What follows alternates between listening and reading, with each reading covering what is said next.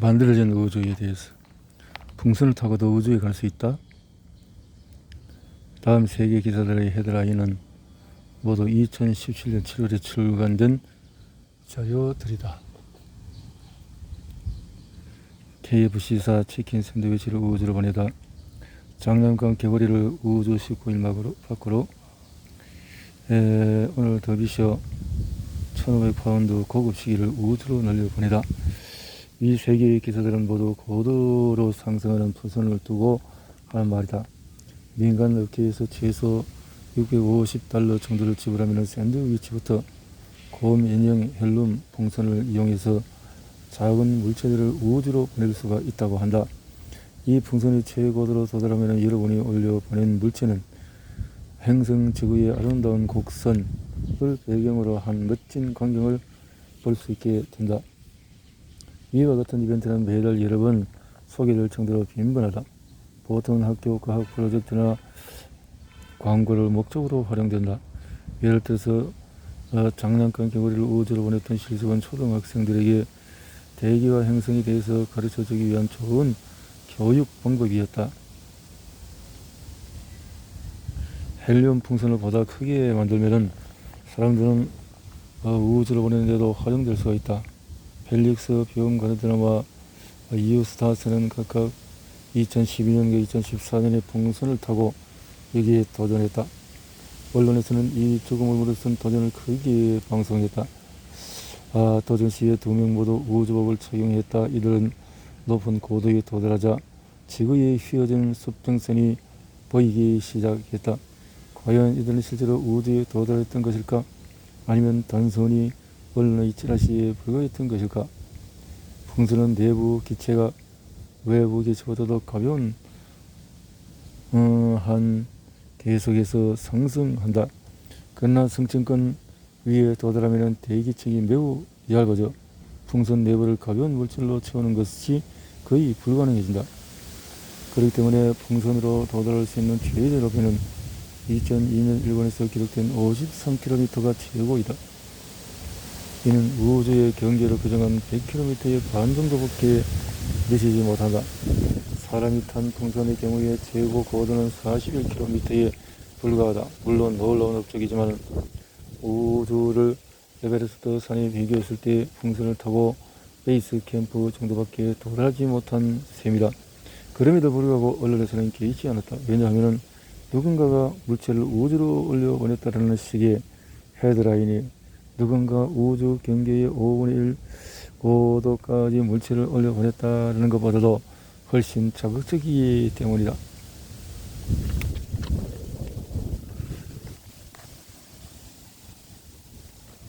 달나라 여행. 황폐한 것으로 보이는 지구의 자연 위성인 달을 사실 많은 오해들을 받고 있다. 달은 지질학적으로 활성되지 않은 것이다. 닐 암스트롱과 버즈 알드린의 족적은 앞으로 수백 년 동안 달 표면을 장식할 것이다. 달 표면에는 날씨가 존재하지 않는다. 이것에는 바람도 비도 계절도 존재하지 않는다. 때때로 발생하는 유성청들 의도적인 훼손이 일어날 경우를 제외한다면 아폴로가 착륙했던 지점을 어지럽힐 만한 요인이 없다. 달의 표면 위에는 별다른 일이 일어나지 않지만 달의 내부는 여전히 움직이고 있다. 1960년대와 70년대 우주 비행사들이 달에 착륙하기 전에는 대부분의 과학자들이 달이 지질학적으로 비활성화된 것이라고 생각했다. 그러나 아폴로 우주 비행사들이 지진기를 설치해보니 지면아래에 진동이 존재했다. 월지는 대개 매우 약하지만 일부는 달 기지를 흔들 수 있을 정도로 크기도 했다. 월진의 원인은 여러 가지가 있다. 우선 유성이 달 표면과 충돌하면서 작은 진동이 생기는 것일 수가 있다. 지구의 중력에 영향을 받아서 달 내부 깊은 곳에서부터 월진이 발생하기도 한다. 그러나 원인을 알 수 없는 얕은 월진은 원인이 무엇인지 밝혀내기가 까다로울 수가 있다. 달 기지를 구축할 때는 이러한 달의 지질학적인 요소를 고려할 필요가 있다. 달은 항상 같은 면을 보여주므로 자진하지 않는다. 달의 앞면은 오랜 기간 동안에 지구를 내려다보았다. 심지어 고개 한번 돌리지 않았다.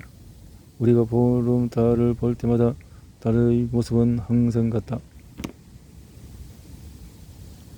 달은 항상 같은 면을 지구에 보여주고 있으며 그렇기 때문에 달의 자전축이 고정되어 있을 것이라고 믿는 것이 어찌 보면 자연스러울 수가 있다. 그러나 여태까지 이 책을 정독해 온 독자들이라면 이것은 이미 사실이 아님을 눈치챌 것이다. 다른 태양계의 다른 행성들과 마찬가지로 자전을 한다. 만약 여러분이 속독을 좋아하는 독자 여러분이라면 여기서 잠시 속도를 늦추고 생각하는 시간을 가져보기 바란다. 우선 달이 자전하고 있지 않다면 어떻게 될지 생각해 보자. 지구와 달을 평면 위에 놓고 위에서 내려본다고 가정하고 자전하지 않는 달을 천천히 지구에 공전시켜 보도록 하자. 만약에 상상하기 조금 어렵다면 동전을 이용해서 실험해보자. 작은 동전이 큰 동전 주위를 돌 때 작은 동전의 앞면이 어디를 향하게 되는가? 동전의 앞면이 향하는 방향은 계속해서 바뀌게 될 것이다. 작은 동전의 공정 계도 한쪽에서는 작은 동전의 앞면이 큰 동전을 바라보고 있는가 싶더니 반대편으로 가게 되면 동전의 뒷면이 큰 동전을 바라보게 될 것이다. 이와 마찬가지로 만약에 달이 자전하고 있지 않다면 지구를 향하는 달의 얼굴 면도 계속해서 달라질 것이다. 이로 미루어 볼 때 달이 자전을 하고 있는 것은 분명하다.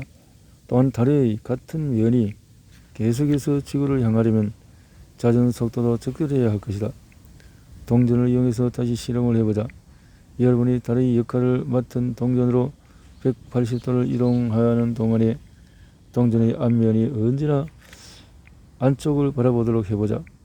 이렇게 하면 1회 공전하는 동안에 1회 자전을 해야만 한다. 이것은 달에게도 그대로 적용이 된다. 달의 자전 주기는 달의 공전 주기와 같다. 이 주기는 약 29.5일로 지구에서 볼 때 달과 달의 다음 달이 뜨는 시기를 의미한다. 우리가 쓰고 있는 달력에서 한 달이라는 개념은 이와 같은 달의 움직임을 반영했다고 할 수 있다.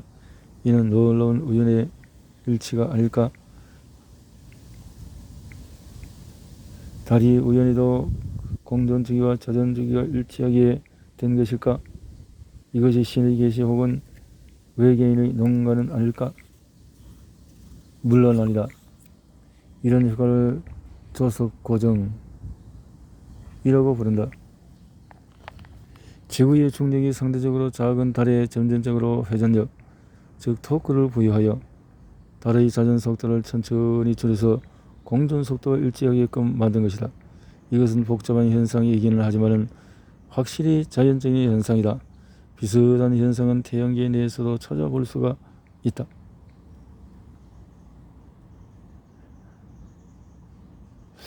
그러나 우리가 보는 관점을 바꿔서 달에서 지구를 본다고 생각해보자. 달에서 본 지구는 어떻게 움직이고 있을까? 달에서 본 지구의 움직임은 다소 이상할 것이다. 만약에 여러분이 달의 반대쪽에 서 있다면 아예 지구를 볼 수조차 없을 것이다. 이는 우리가 지구에서 달의 반대편을 볼 수 없는 것과 마찬가지이다. 반대로 여러분이 달의 앞면에 서 있다면 항상 지구를 바라볼 수 있을 것이다. 뿐만 아니라 지구는 항상 달의 하늘에 같은 곳에 위치할 것이다. 아폴로가 촬영한 지구 도지는 우주선이 달 표면을 공전하면서 촬영했기 때문에 가능했던 것이었다. 달 표면에 서 있는 사람은 지구 도지를 보는 것이 불가능하다.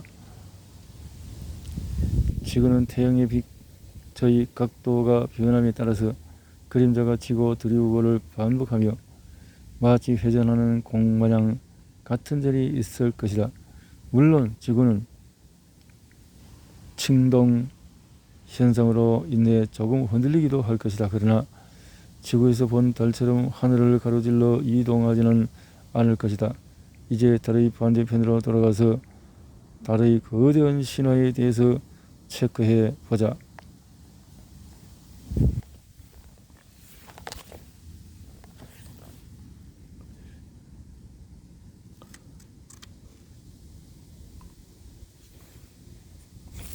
달의 반대편은 흔히 달의 어두운 면이라고 표현한다. 그러나 이는 사실 올바른 표현은 아니다. 왜냐하면 달의 반대편 또한 우리가 보는 달의 앞면만큼이나 태양빛을 받기 때문이다. 어두운이라는 표현은 사실 가려져 있다거나 혹은 미지라는 의미를 내포하고 있다. 최초의 달 반대편 사진은 1959년 10월 7일 소련의 루나 사모가 보내왔다. 이것은 역사적인 순간이었으나 잘 알려지지 않았다. 만약 여러분이 100명의 사람을 붙잡고 최초로 달의 반대편에 도달한 우주선의 이름을 맞춰보라고 한다면 과연 몇 명이나 맞출 수가 있을까? 아무도 한 명을 찾아보기 힘들 것이다. 그럼에도 이것은 우리가 자랑스러워할 만한 엄청난 성과이다. 생각해라. 수백만 년 동안에 인간은 하얗게 빛나는 달을 경외했다. 이들은 달을 숭배했으며 두려워하기도 했다. 그러다가 언제나 같은 형태였던 달 전체에 대해 알게 되었다. 처음에는 로봇 카메라가 이를 확인했고 로봇이 보낸 영상으로 전 인류가 확인할 수 있게 되었다.